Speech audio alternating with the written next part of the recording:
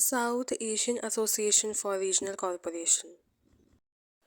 Shark जो है वो एक इंटरनेशनल ऑर्गेनाइजेशन है, ये कह सकते हैं रीजनल ऑर्गेनाइजेशन है जो कि इकोनॉमिक डेवलपमेंट और रीजनल कॉरपोरेशन के लिए बनाई गई।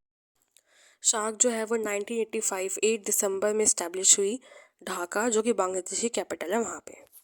इसमें 8 मेंबर्स हैं या 8 मेंबर कंट्रीज़ हैं: इंडिया, बांग्लादेश, नेपाल, श्रीलंका, मालदीव्स, भूटान, अफ़गानिस्तान और पाकिस्तान। और इसमें 9 ऑब्जर्वर्स हैं, मतलब 9 ऑब्जर्वर कंट्रीज़ हैं: Australia, European union, Iran, Japan, Mauritius, south Korea, US, China, Myanmar. और जो उसका हेड क्वार्टर है वो नेपाल में काठमांडू में है जो कि नेपाल की कैपिटल है। शार्क की स्पेशलाइज्ड बॉडीज़ है जिसमें सबसे पहले आता है साउथ एशियन यूनिवर्सिटी, दूसरा है South Asian Regional Standard Organisation जिसका हेडक्वार्टर ढाका में है, थर्ड है शार्क डेवलपमेंट फंड जिसका हेडक्वार्टर भूटान में है, और लास्ट है शार्क आर्बिट्रेशन काउंसिल जिसका हेडक्वार्टर पाकिस्तान में है। बेसिकली जैसे आसियान में मैंने पहली वीडियो में बताया कि उनकी कुछ स्पेशलाइज्ड बॉडी होती है, वैसे ही शार्क की भी अपनी स्पेशलाइज्ड बॉडी है जिसमें 4 मेन बॉडीज़ के मैंने बारे में बताया। सबसे पहले मैं एक बात क्लियर करना चाहती हूँ, जो नंबर ऑफ़ मेंबर्स मैंने 8 कंट्रीज़ बताई उसमें पहले सबसे स्टार्टिंग में ये 7 थी, अफ़गानिस्तान बाद में जोड़ा गया, तो सिर्फ 7 फाउंडिंग कंट्रीज़ थी। अगर हम शार्क की हिस्टोरिकल बैकग्राउंड पे जाए तो हम ये जो आइडिया था रीजनल कॉरपोरेशन का इन साउथ एशिया, ये सबसे पहले इनिशिएट हुआ मई 1980 में। जो 7 फाउंडिंग कंट्रीज़ के फॉरेन सेक्रेटरीज थे वो सबसे पहली बार मिले कोलंबो में इन अप्रैल 1981, और वहाँ पे डिसीजन लिया गया इसकी फॉर्मेशन का। अगर हम एरियाज ऑफ कॉरपोरेशन की बात करें अमंग शार्क नेशंस तो वो होगा agriculture, rural development, human resource development, tourism, social affairs जैसे कि इकोनॉमिकल डेवलपमेंट हो गया, ट्रेड हो गया, फाइनेंस हो गया।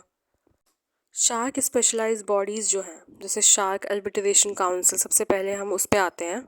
ये एक इंटर गवर्नमेंटल बॉडी है जिसका ऑफिस जो है वो पाकिस्तान में था, मैंने पहले बताया। ये एक लीगल फ्रेमवर्क या फर्म प्रोवाइड करता है। कहने का मतलब ये है कोई भी डिस्प्यूट होता है related to industrial, trade, banking, investment या कुछ भी, तो उसका सेटलमेंट करवाने का काम इस बॉडी का है। डेवलपमेंट फंड जैसे कि आसियान में भी आसियान डेवलपमेंट फंड था, सेम शार्क में भी यही है।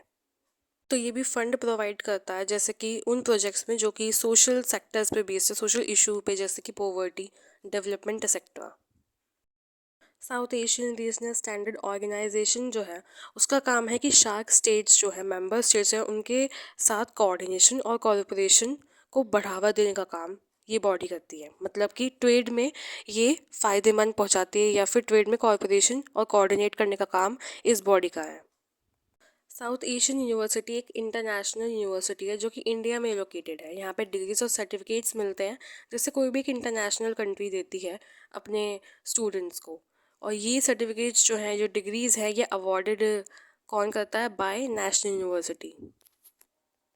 और अगर हम बात करें इसकी सिग्निफिकेंस की, शार्क की, तो हम बता दें कि शार्क जो है वो गेम चेंजर साबित हुआ है इंडिया की एक्ट ईस्ट पॉलिसी या लुक ईस्ट पॉलिसी के लिए, क्योंकि हम उसमें साउथ एशियन इकोनॉमीज़ के साथ कोलैब करना चाहते हैं। उनके लिए ज़्यादा उनके साथ मिलके काम करने के लिए हमने ये पॉलिसी निकाली थी 1992 में। तो ये एक तरीके से उसका एक पार्ट हम कह सकते हैं।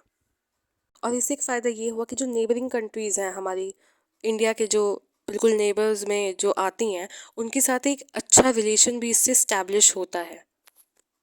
इससे एक साउथ एशियन कंट्रीज़ का इम्पोर्टेंस भी बढ़ता है अगर हम इंटरनेशनल ग्लोब के लेवल पे देखें तो। और अगर वही हम चैलेंजेस की बात करें तो जाहिर सी बात है इसमें चैलेंज ये आएगा कि जो मेंबर्स हैं इंडिया और पाकिस्तान, उसमें इतना ज़्यादा कन्फ्लिक्ट होता है, चाहे वो टेरिटोरियल पे हो या किसी भी चीज़ पे हो, तो फ्रीक्वेंटली वहाँ पे कन्फ्लिक्ट की स्थिति बनी रहती है।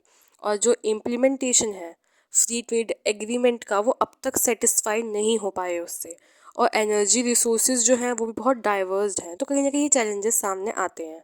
लेकिन वही हम अचीवमेंट की बात करें तो फ्री ट्रेड एरिया जो इससे बना है उसमें काफ़ी ट्रेड में हमें फ़ायदा हुआ है, जो एग्रीमेंट हुआ है साफ्टा जिसे हम कहते हैं।